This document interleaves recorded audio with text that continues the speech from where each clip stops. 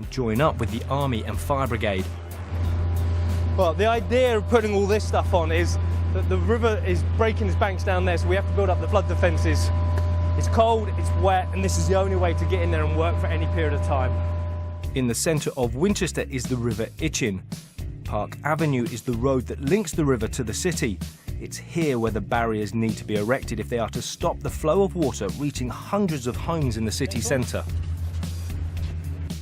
Well, once we've got all of these filled up, the army boys here are going to take it round to the other side and reinforce the bank next to the river to stop it coming any further into the town.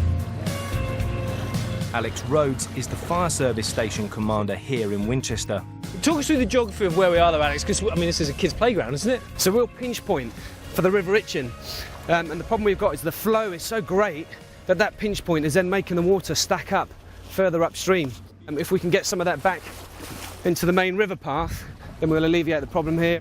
An extra 2,025 kilogram sandbags are needed to secure the barrier and control the water.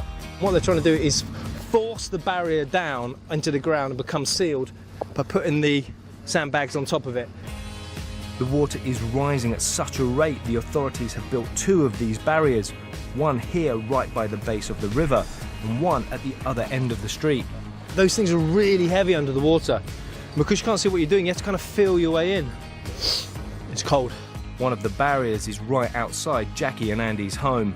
What's it like to have this right on your doorstep? If that wasn't there, then for a start, our house would have been at risk of flooding itself, as well as all the properties as you go towards the city centre. You've got to be happy. Very, very happy. Yes. Absolutely. Yeah. Especially after what you see happening around the rest of the country as well, all that pain everyone is going through. The fact that we've been very lucky. The army have arrived with more sandbags, and this lot are being used to help the local primary school.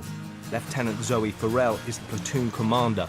We've got the school behind us. We're now building a defence so that once that water has seeped out, no more water will get inside the school.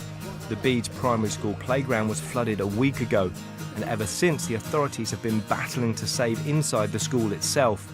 The level of the waters are really very high. It hasn't been very far off from actually coming into the school. As long as the school doesn't flood, we can keep our Year 5 and our Year 6 children here, and that's 120 children. But the rest of the school, that's another 330 children, we've had to shift out.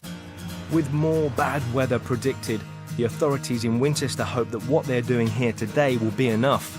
For now, well, it looks like they're winning, and the city of Winchester is still safe.